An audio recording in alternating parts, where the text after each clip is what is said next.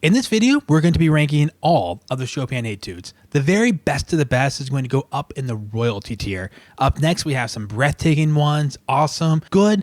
And at the very bottom, we have the ones that I don't really like. You may have noticed that 4 of the 5 tiers are positive because I like these pieces. If I had like terrible and pretty bad and decent and good and great, then almost everything would go in good and great. So my 4th from the top is still good. And then we just go up from there. Awesome, breathtaking, and royalty.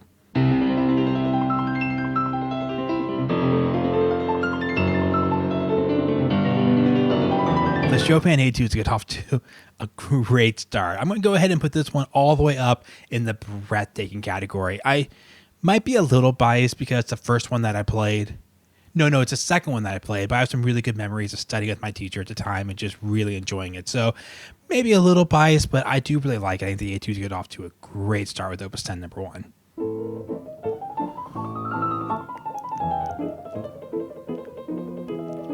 Oh, the famous, or maybe I should say infamous, number 2, Chromatic Etude. I don't love playing this one. I was into it for about a week in college. I'm like, I should learn this one. So I played it for a little bit. It's still a good etude. I still think it's like fun to listen to. Basically, all the etudes are fun to listen to, but it's not going to be up there with my favorites. So we're going to put this one up in the good category. It's just good. It's not that I don't like it, but I wouldn't also consider it like breathtaking.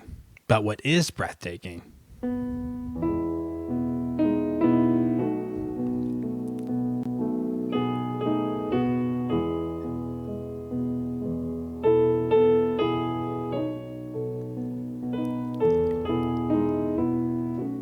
One of my favorite pieces of music, one of my favorite melodies ever. I've talked about on the channel before. I love that melody. This is an easy royalty tier for me. This piece brings back so many memories, good and bad memories. It's very emotional for me. So I love this piece. I can't listen to more of it right now because I might start crying, but it is amazing. It's going up into the royalty tier.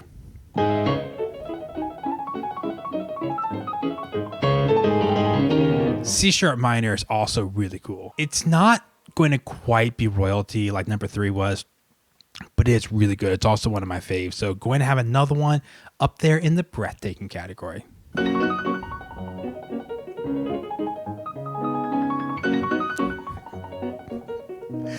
The Black Key Etude gets a little bit of a knock for me because in college there was a guy who played on the practice room pianos right in the next cubbyhole next to me.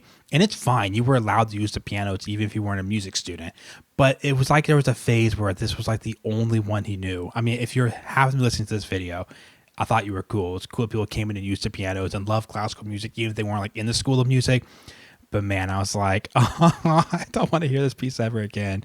But I will admit it's still awesome. It's still a really good one. It's just a little soured for me by hearing it so often in one semester. All right, Opus 10, number 6.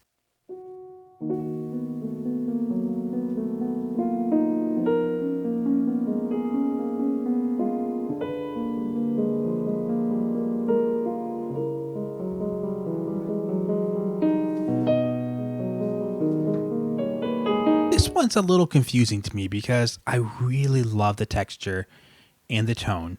For some reason, the melody doesn't grab me. And I've said this before about other pieces, not this piece. I don't think I've ever talked about this piece on my channel before, but about other pieces. And I always get comments like, how can that melody not grab you? I love it. And that's fine. Chopin has that effect on people where sometimes a melody just seems like you get it and you click with it.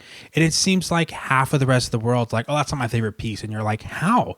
This one speaks to me. And so I think it's cool. I just feel like this is one that I could see people putting up near the top. And it just doesn't quite click with me as much as I want it to. And so I'm pointing on me. It's not Chopin's fault. I think it's beautiful. It just doesn't, it's not one that I desire to listen to again and again.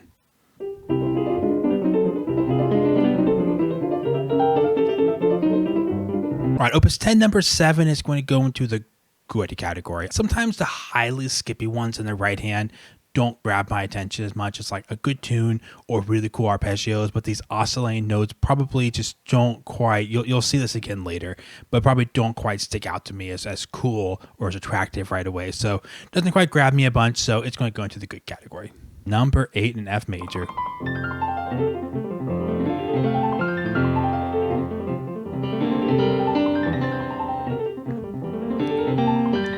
like this one. I think I played this as a senior in college after I had done my grad school auditions, and I think I was looking for something else to play. I think I did, so I kind of half studied it for fun my senior year, then a little bit the next year in grad school. I think I should be able to remember that, but I don't remember exactly the timeline. But I have really good memories playing it.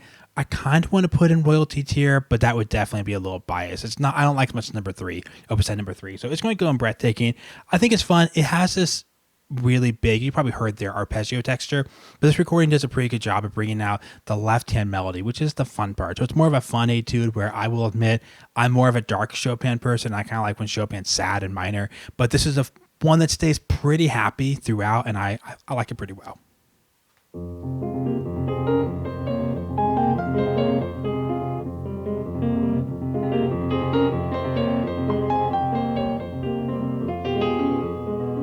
Opus 10 number 9 is not one that I've played myself, or even one that I've really messed around with too much. And in my memory, I didn't like it a ton.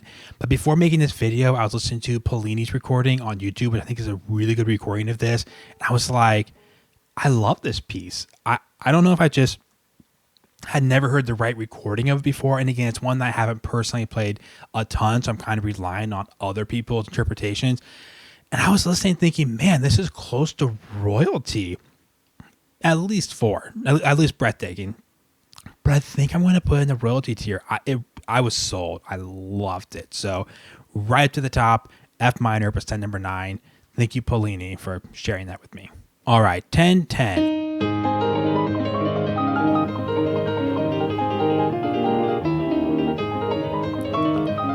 Another one that melodically I wish was a little stronger. I don't hate it. It's fun. It's fun to listen to.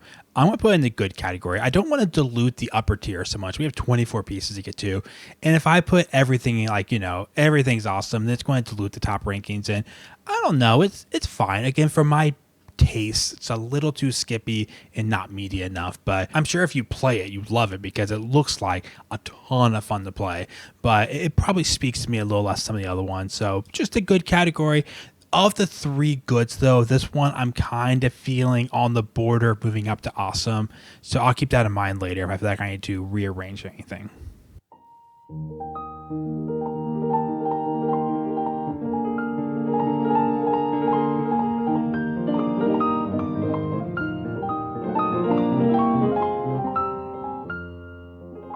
I don't know about you guys, but this is one of those etudes when you first buy your book and you're flipping through the etude, you see this page and you're like, I gotta try that. It looks so fun. Maybe I'm the only one, but I remember flipping through this page and I was like skimming through all the etudes years ago, and I was like, oh, that looks so fun. So this one's pretty cool. So I'm gonna put this one in the awesome category. I do really, really, really highly enjoy it, and it's just, again, some of the etudes are only stressful. I shouldn't say only, but some of them are highly stressful from the beginning. And this is kind of a fun technique to experiment with. Even though it's really hard, it's still a fun technique to kind of play around with a little bit, even if you don't intend on learning the whole piece. All right, up next, we have one of the most famous of the etudes.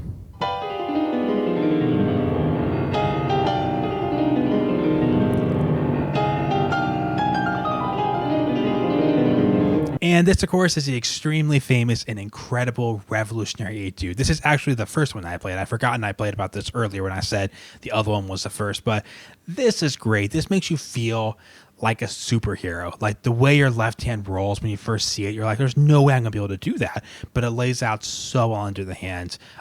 This one's up there. It slightly has the effect of maybe something like Moonlight, where it's played so much where it probably does hurt it if it wasn't that popular and you feel like you didn't hear it that much. It could possibly be in the royalty tier, but I think I'm just going to keep it in. It's only breathtaking, right? Only breathtaking. Partially because of how it sounds, but also, again, just how fun it is to play. It just makes you feel so good about yourself for the most part. There are some really frustrating passages too, but it's one that makes you build self-esteem. Unlike some of them, which are like, I can't play arpeggios anymore. I thought I could play arpeggios, but then I played an etude. Now, before we get on to the next set of 12, the Opus 25, I want to mention really quickly here the other 3 etudes, a set of 3 new etudes that he published later on in his life for a method book, basically a set of pieces to help you learn how to play piano. So they're simplified a little bit. I don't have a tab to show you on my screen, but I'm using a pre-made tier list here. But the first one I definitely put down on the don't really like tier. I like the A flat quite a bit. It would be like a 2 or a 3. And then the number 3 in D flat major, probably a 1. So those 3 etudes would kind of fill out the bottom of the tier list a little bit, but we're not going to chat about those right now. Let's get back to the Opus 25. Okay, Opus 25, number 1, Aeolian Harp.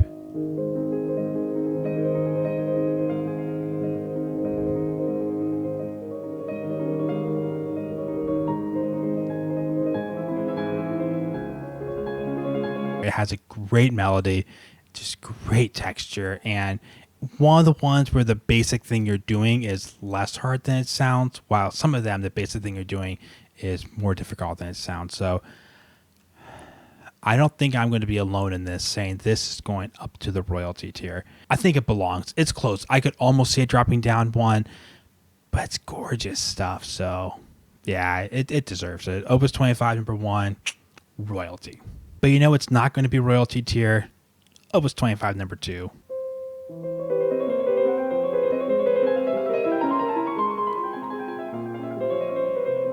I feel like you're always waiting for the fancy impromptu to start in this one. You're like, and we're going to get back to the beginning of the fancy impromptu or not. So this one's not bad. It's going to go in the awesome tier, I believe.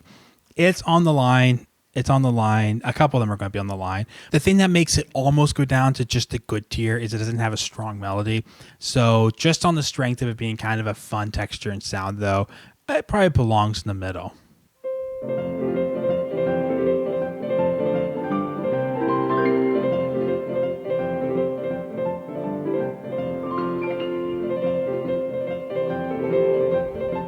This one I'm kind of in the middle with. The basic thing is kind of charming, so I like it. And I like what it does with the 30-second notes quite a bit. I'm between good and awesome. I'm going to put this one awesome. I think it is pretty cool, and I give it a lot of points for being pretty unique too.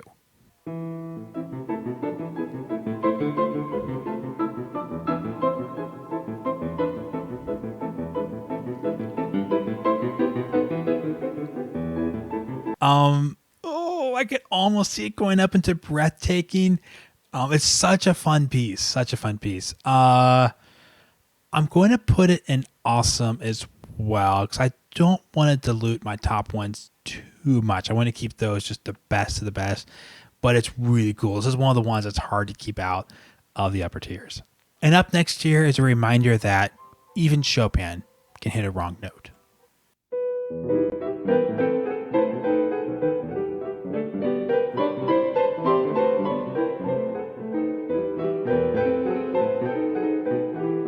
All right, if I'm being honest, if I'm being completely honest with you guys, I don't love that.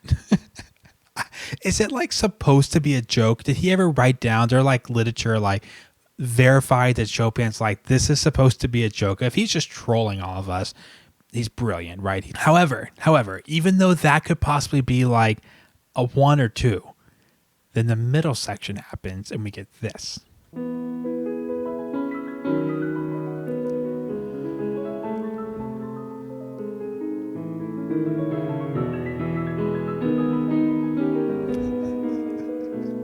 So like that's a 4. So I kind of have like a 1 or 2 and a 4. So this one is going to be ranked in the middle tier. Awesome. If I was only counting the wrong note part, it's not my favorite. It's one or it's don't really like or good. If it was, I mean by 4, I mean the 4th the top category. If it was just that middle section, maybe breathtaking. So we're going to land it right there in the middle just by nature of it being really mixed for me. Let me know if you love this piece and you love the wrong note parts. I'm guessing if you play it for yourself, it's a lot of fun and humorous. I'm not saying I'm opposed to humorous music. It just doesn't quite click with me. So, but we're putting an awesome tier because the middle section is really cool. All right, the thirds etude.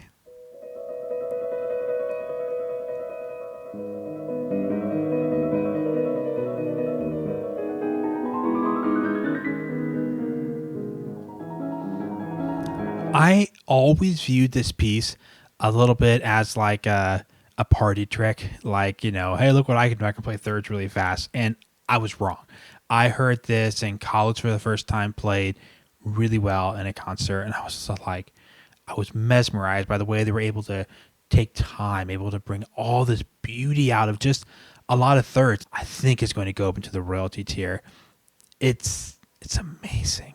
It's amazing. If you hear someone who can really, they have the technique down to the point where they're just adding beauty to the piece. It's not even hard for them to do the technique. They're just making it gorgeous.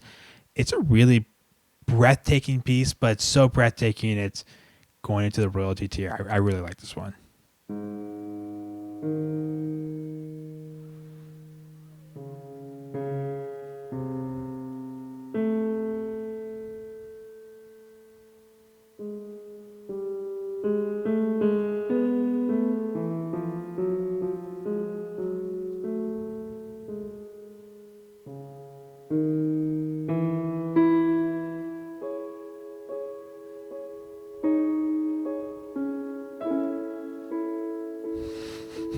This is so gorgeous. I might have too many in the breathtaking or the royalty category. See, here's the thing about this one. This starts off like that, and then it just gets better as it goes along.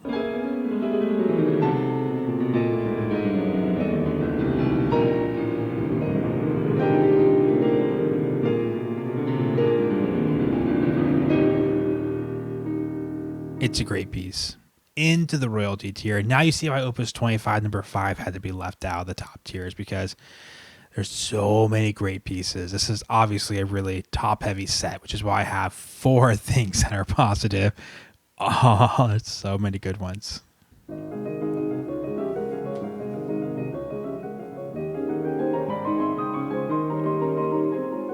I feel like I typically hear this a lot faster, but I'm not basing these rankings just off this one recording, obviously, right? That's not how we're ranking them. Just in general, I don't like this one as much. I told you, I mean, it's still good. I think it's fun, but I told you earlier the thirds etude I kind of viewed as like a party trick in a sense. I'm like, oh, it's not good. Then I heard it and I was completely changed my mind. It hasn't happened yet with the sixth etude. I'm still a little more like, okay, it's kind of cool. It might be one of the weakest of the goods. I mentioned in the don't really like, nothing really belongs there except some of those new etudes, the three he published later for the method book. But if one was to drop down, this would be one of the ones that dropped down.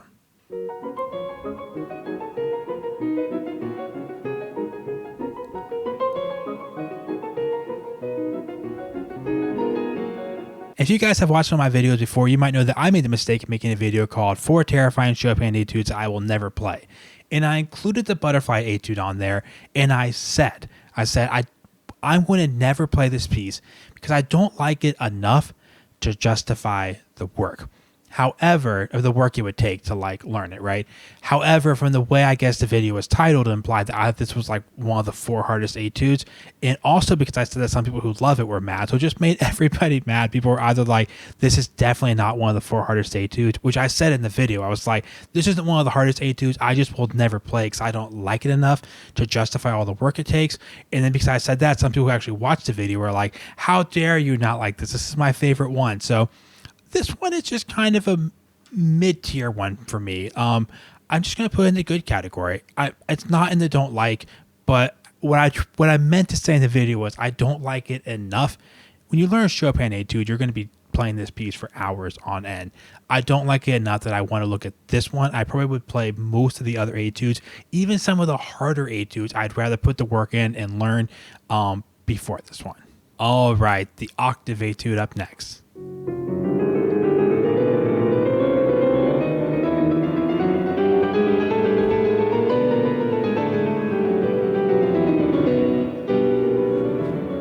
I feel very on the line with this one between awesome and breathtaking. I feel like not a lot of things have been in the middle here. Things have been in the middle between breathtaking and royalty, and in the middle between good and awesome. I'm pretty torn here. I'm going to put this in the breathtaking category. It might be weaker than some of the other breathtaking ones here. I don't actually like the beginning a ton, but you need it to make sense of what happens obviously next. The slow part.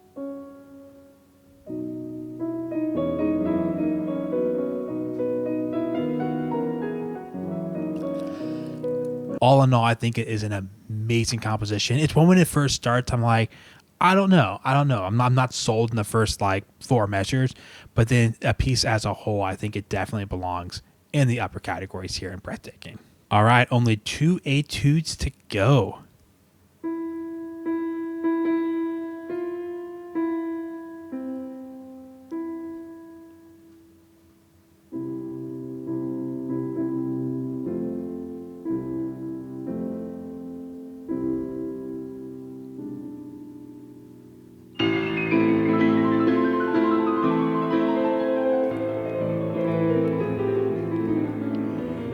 Yeah, this one is really cool. Definitely the better of the 2 A minors in my opinion. So going right up to the Breathtaking category, this is one I would like to play sometime. It is really nice. I think I'd enjoy it quite a bit. So yeah, Ryan to Breathtaking, and we only have 1 etude left, and I think you probably all know it.